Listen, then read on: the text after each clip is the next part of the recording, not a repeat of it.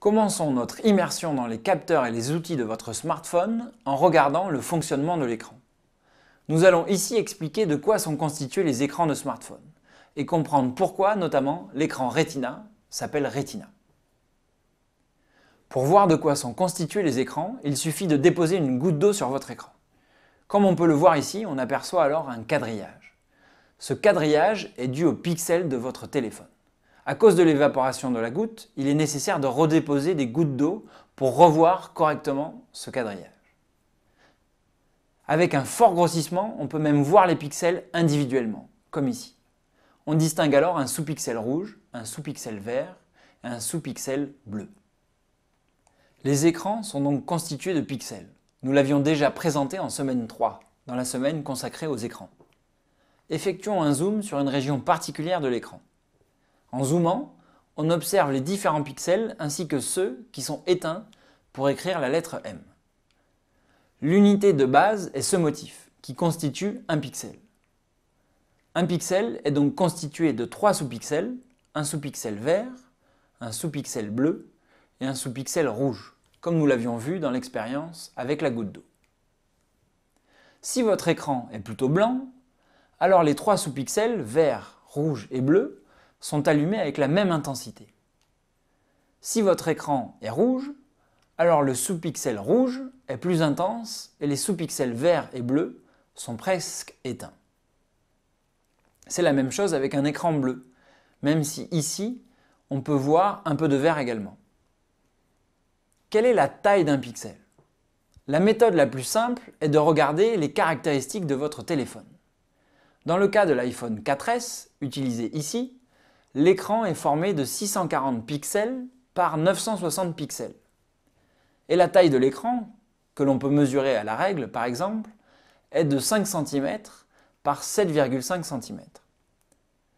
Dans les caractéristiques, vous allez également trouver la résolution de l'écran, donnée en ppp, c'est-à-dire pixels par pouce, ou ppi en anglais pour pixel per inch. Il faut alors se rappeler que 1 pouce vaut 2,54 cm. On peut donc estimer qu'un pixel mesure environ 78 micromètres. Si l'on souhaite mesurer par nous-mêmes la taille d'un pixel, plusieurs méthodes existent. Une méthode, qui sera présentée en complément, consiste à utiliser la diffraction d'un faisceau laser par le réseau de pixels. Dans ce cas, on obtient des dimensions de l'ordre de 75 à 80 micromètres, verticalement et horizontalement. Une autre méthode consiste à utiliser le microscope. Dans ce cas, les pixels représentent ces différents motifs encadrés en blanc. On obtient alors également une mesure entre 75 et 80 micromètres. L'écran que nous avons mesuré est un écran Retina. Pour comprendre pourquoi l'écran Retina s'appelle Retina, il va nous falloir revenir sur les propriétés de l'œil humain. Une propriété importante de l'œil humain est son pouvoir séparateur. Celui-ci vaut 1 minute d'arc, ce qui est égal à 1/60 de degré ou encore environ 3×10⁻⁴ radians. Pour comprendre ce que cela signifie, prenons un objet AB vertical. Si notre œil est placé à une distance d de cet objet, alors l'œil verra cet objet AB sous un angle alpha. Alpha est appelé le diamètre angulaire apparent de l'objet AB. Si l'angle alpha est supérieur à epsilon, c'est-à-dire le pouvoir séparateur, alors l'œil pourra distinguer le point A du point B. L'objet AB nous apparaît comme étendu.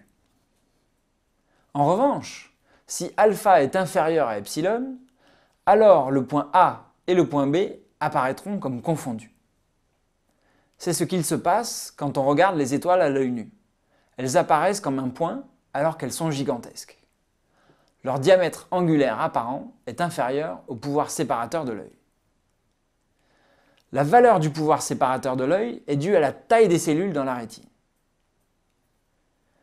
Pour comprendre ce que cela signifie, prenons 2 exemples.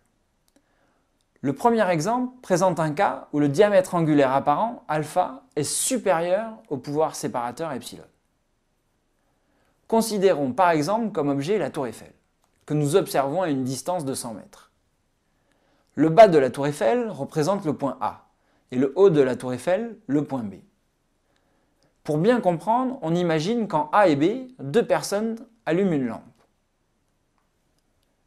Alors l'angle entre les points A et B, défini par ces segments en pointillés, représente le diamètre angulaire apparent alpha.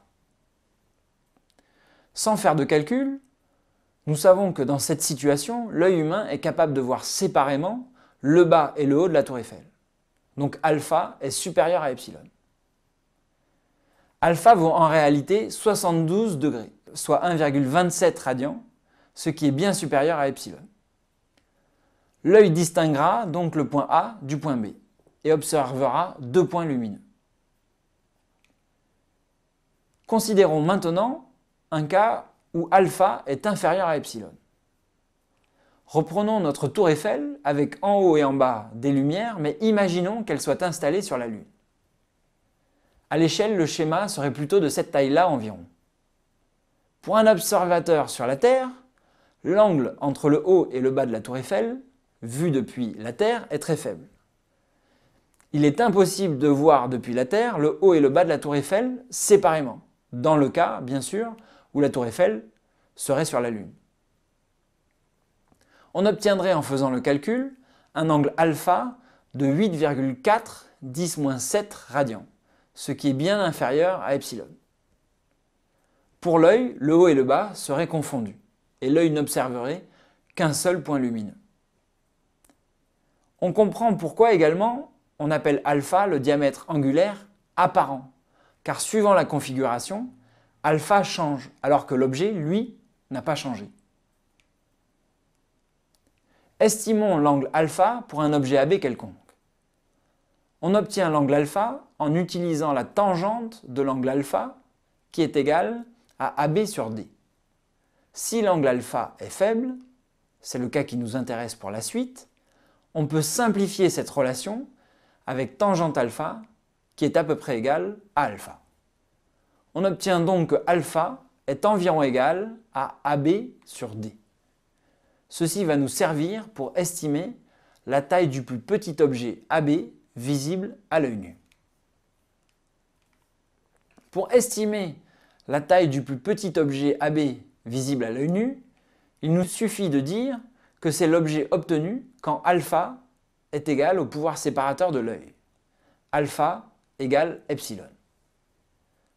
Or, pour voir le plus petit objet, l'œil se place en général à une distance de vision minimale, qui est de 25 cm, environ pour un œil moyen. La taille minimale de AB est donc donnée par epsilon fois d, c'est-à-dire 3 fois 10-4 fois 25 cm, c'est-à-dire en unité internationale 0,25 m. On obtient donc que AB vaut environ 75 micromètres. L'objet le plus petit visible à l'œil nu est donc un objet de 75 micromètres en moyenne. C'est typiquement l'épaisseur d'un cheveu. Cette taille définit ce qu'on appelle le pouvoir de résolution de l'œil. Nous pouvons maintenant comprendre pourquoi un écran Retina s'appelle Retina. La taille des pixels d'un écran Retina, comme nous l'avons mesuré, est entre 75 et 80 microns. Cette taille est environ égale au pouvoir de résolution de l'œil, qui est de 75 micromètres, comme nous l'avons vu, et qui est dû à la taille des cellules dans la rétine. L'œil ne peut donc pas distinguer la structure des pixels sur un écran Retina. Les pixels sont trop petits.